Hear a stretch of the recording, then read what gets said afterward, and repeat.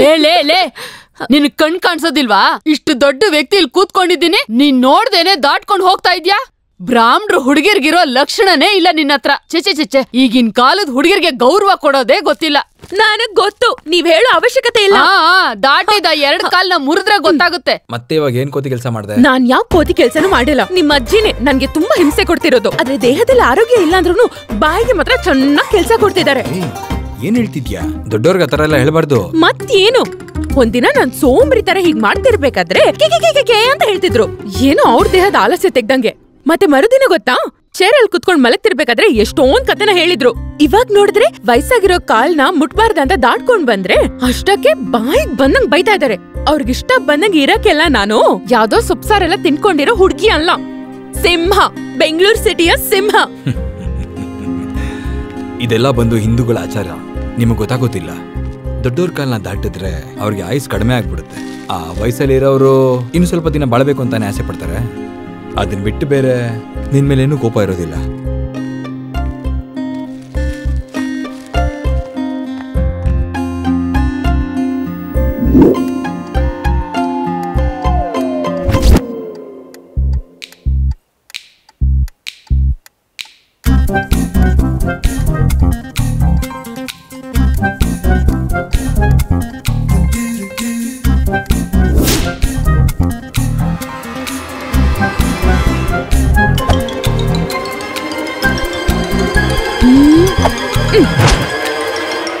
ಏ ಅಜ್ಜಿ, ಕಾಲ್ನ ದಾಟ್ಕೊಂಡು ಹೋದ್ರೆ ನಿನ್ನ ಆಯುಷ್ಯ ಕಡಿಮೆ ಆಗತ್ತಾ?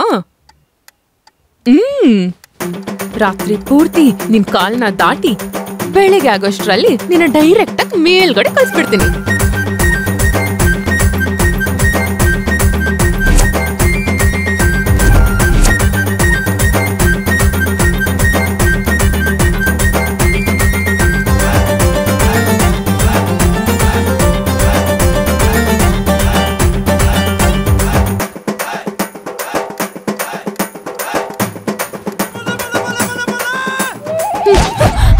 ಏಯ್, ನಿಂಗೇನ್ ಹುಚ್ಚಿಡ್ದಿದ್ಯಲ್ಲ, ದೆವಾಗಿವ ಮೆಟ್ಕೊಂಡಿದ್ಯಾ? ಅಜ್ಜಿ ಕಾಲ್ನ ದಾಟ್ತಾನೆ ಇದೆಯಾ ನೀನು?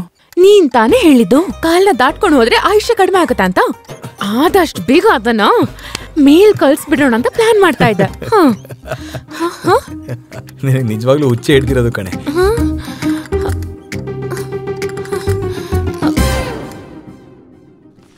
ದಿನಾ ಮನೇಲಿ ನಗ್ನಗ್ತಾ ಓಡಾಡ್ತಿದ್ಲು, ಅಷ್ಟ್ರಲ್ಲಿ ಹೀಗ್ ಜ್ವರ ಬರ್ಬೇಕಾ? ಪಾಪ ಮುದ್ದಾಗ್ ಬೆಳ್ದಿರೋ ಹುಡ್ಗಿ ಹೇಗ್ ಸಹಿಸ್ಕೋತಾಳೋ ಹೇಗೋ. ಅದೇ ಅಲ್ವಾ, ನಿಜ ಹೇಳ್ಬೇಕು ಅಂದ್ರೆ ಇದಕ್ಕೆಲ್ಲ ನಮ್ಮ ಅಮ್ಮನೇ ಕಾರಣ. ಏನೋ ಆ ಹುಡುಗಿ ಊರ್ ನೋಡಕ್ಕಂತ ಬಂದ್ರೆ ಶಾಸ್ತ್ರ ಸಂಪ್ರದಾಯ ಅಂತ ಆಚಾರ ವಿಚಾರ ಅಂತ ಹೇಳಿ ಆ ಹುಡುಗಿ ತಲೆ ಕೆಡ್ಸಿದ್ಯಾ? ಆ ಹುಡುಗಿ ಸಿಟಿ ಬೆಳ್ದಿರೋ ಹುಡುಗಿ, ಇವ್ರ ಟಾರ್ಚರ್ ತಡ್ಕೊಳಕಾಗ್ದೆ ಮಂಚದಲ್ಲಿ ಮಲ್ಕೊಂಡಿದ್ದಾಳೆ. ನಿಮ್ ಸಂತೋಷಕ್ಕೋಸ್ಕರ ಅವಳು ಕಷ್ಟ ಪಡ್ಬೇಕಾ?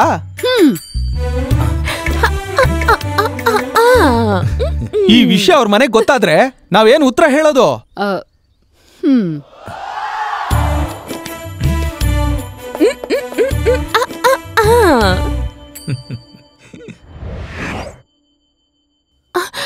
ಏನ್ ದಿಢೀರಾಗಿ ಅಜ್ಜಿ ಈ ಕಡೆ ಬರ್ತಿದ್ದಾರೆ?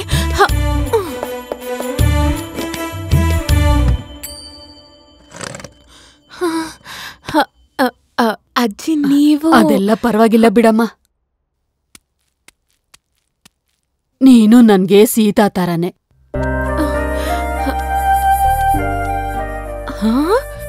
ನಾಳೆ ನೀನು ಒಂದ್ ಮಗುಗೆ ತಾಯಿ ಆಗ್ತೀಯ. ಆ ಮಗುಗೆ ಏನ್ ಹೇಳ್ಕೊಡ್ತೀಯ ಹೇಳು? ಅದ್ರಲ್ಲೂ ನಿನ್ ತಾಯಿ ಇಲ್ದೇ ಇರೋ ಮಗು. ನಿನ್ಗೆ ತಾಯಿ ಇದ್ದಿದ್ರೆ ಎಲ್ಲನೂ ಹೇಳ್ಕೊಡ್ತಾ ಇದ್ರು.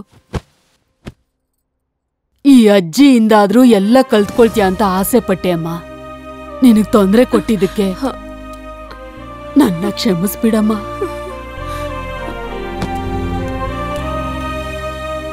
ಮನುಷ್ಯನ್ಗೆ ಸಂಪ್ರದಾಯ ತುಂಬಾನೇ ಮುಖ್ಯ. ಆ ಸಂಪ್ರದಾಯಗಳೇ ಇಲ್ಲ ಅಂದ್ರೆ ನಮ್ಗೂ ಪ್ರಾಣಿಗಳಿಗೂ ಏನ್ ವ್ಯತ್ಯಾಸ ಅಮ್ಮ? ಸಂಪ್ರದಾಯಗಳು ಬರೀ ಕಲಾಚಾರಕ್ಕಲ್ಲ ಅಮ್ಮ, ನಮ್ಮ ಆರೋಗ್ಯನ ಕಾಪಾಡೋದಕ್ಕೂ ಕೂಡ. ಹೌದು, ಬೆಳಿಗ್ಗೆನೆ ತಣ್ಣೀರ್ ಸ್ನಾನ ಯಾಕೆ ಮಾಡ್ತೀವಿ ಗೊತ್ತಾ?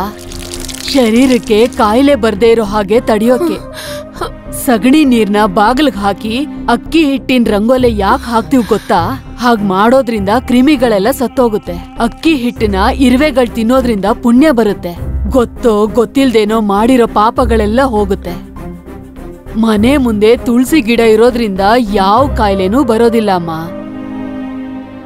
ಅದೇ ರೀತಿ ಹಣೆಗೆ ಕುಂಕುಮ ಇಡುವಾಗ ಅದು ನರಗಳನ್ನ ಮುಟ್ಟೋದ್ರಿಂದ ಮೆದುಳಿಗೆ ಸಮಾಧಾನ ಆಗುತ್ತೆ. ನಮ್ ಸಂಪ್ರದಾಯದ ಸಂಗೀತದಿಂದ ಮನಸ್ಸಿಗೆ ನೆಮ್ಮದಿ ಆಗುತ್ತೆ. ಇದೆಲ್ಲ ನಿಮ್ಗೆ ಮೂಢನಂಬಿಕೆ ಅಂತ ಅನ್ಸುತ್ತೆ. ಅದೆಲ್ಲ ನಿಮ್ಗೆ ಅರ್ಥ ಆಗ್ಬೇಕು ಅಂದ್ರೆ ನೀವ್ ಎಷ್ಟು ಓದಿದ್ರೂ ಸಾಲೋದಿಲ್ಲ.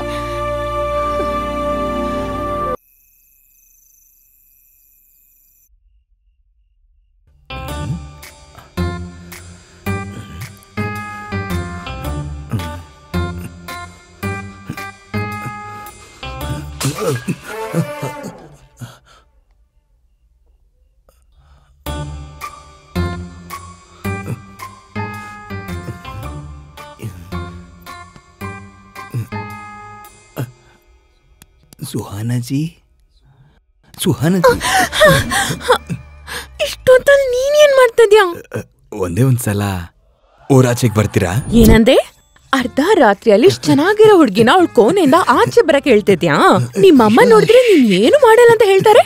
ನೀನ್ ಏನೇನೋ ಹೇಳ್ತಿದ್ಯಾ? ಇದು ಅಪ್ಪ ಅಮ್ಮಂಗ್ ಗೊತ್ತಿಲ್ಲದೆ ಮಾಡೋ ಅಂತ ಕೆಲ್ಸ. ನಾನ್ ಆ ತರ ಹುಡ್ಗಿ ಅಲ್ಲ. ಪ್ಲೀಸ್ ಪ್ಲೀಸ್, ನನ್ಗೆ ತುಂಬಾ ವರ್ಷಗಳಿಂದ ಈ ತರ ಮಾಡ್ಬೇಕು ಅಂತ ಮನ್ಸಲ್ಲಿ ತುಂಬಾ ಆಸೆ ಇದೆ ಕಣ್ರಿ. ಅದಕ್ಕೇನೆ ನಿಮ್ ಜೊತೆ ಮಾಡೋಣ ಅಂತ. ಏನ್ ಮಾಡ್ತಾ ಇದ್ಯಾ? ಒಂದೊಂದು ಹುಡುಗರಿಗೂ ಕನ್ಸಿರೋ ತರ ಹುಡುಗರಿಗೂ ಕೂಡ ಮನ್ಸಲ್ಲಿ ಆಸೆ ಇರುತ್ತಲ್ವಾ? ಏನಂತಿದ್ಯಾ? ನನ್ ಮೇಲೆ ಆಸೆನ? ನಾನ್ ಬರಲ್ಲ, ನಾನ್ ಬರಲ್ಲ. ನಿನಗೆ ಈ ತರ ಹೇಳಿದ್ರೆ ಕೇಳೋದಿಲ್ಲ ನೀನು.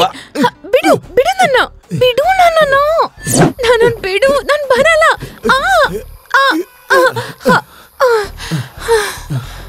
ಏಯ್, ನಿನ್ಗೇನು ಹುಚ್ಚಾ? ನನ್ನ ಇಲ್ಲಿಗೆ ಕರ್ಕೊಂಡ್ ಬಂದಿದ್ಯಾ?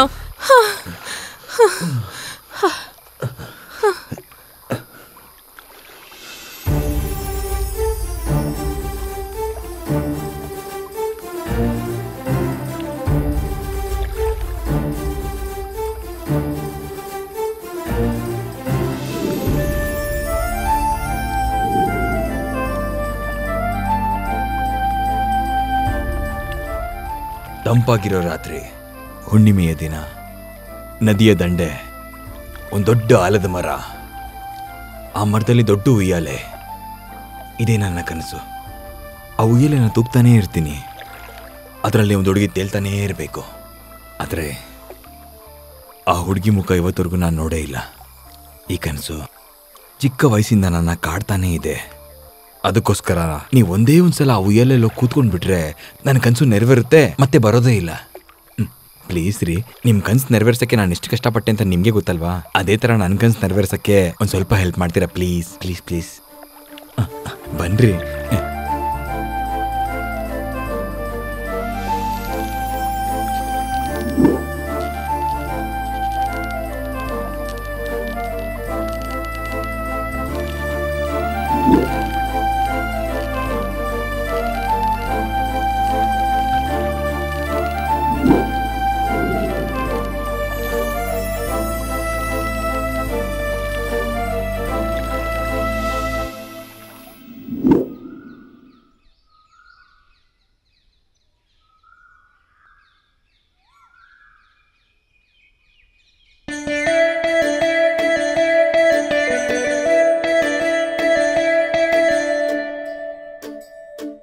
ಹಾ,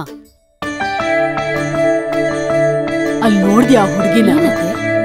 ಏನ್ ಮಾಡ್ತಾ ಇದ್ದಾಳೆ ನೋಡು. ಅಯ್ಯೋ ಹೌದು.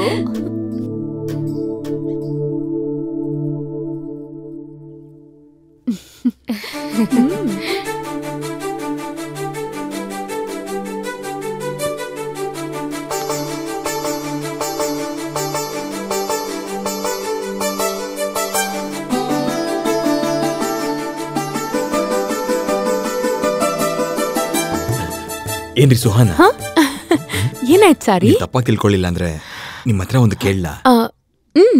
ಕೇಳು ಚಾರಿ. ಅದು ಇದಕ್ಕೆ ಮುಂಚೆ ನೀನು ಈ ತರ ಎಲ್ಲ ಮಾಡಿಲ್ವಲ್ಲ, ಇವಾಗ ಏನಕ್ಕೆ ಇದೆಲ್ಲ ಮಾಡ್ತಾ ಇದೀಯ ಅಂತ? ಇಲ್ಲ, ಒಂದ್ ವಾರ 10 ದಿನ ಇಲ್ಲಿರಕ್ಕೋಸ್ಕರ ಇದೆಲ್ಲ ಬೇಡ್ದಿರೋದಂತ ಅನ್ಕೊಂಡಿದ್ದೆ.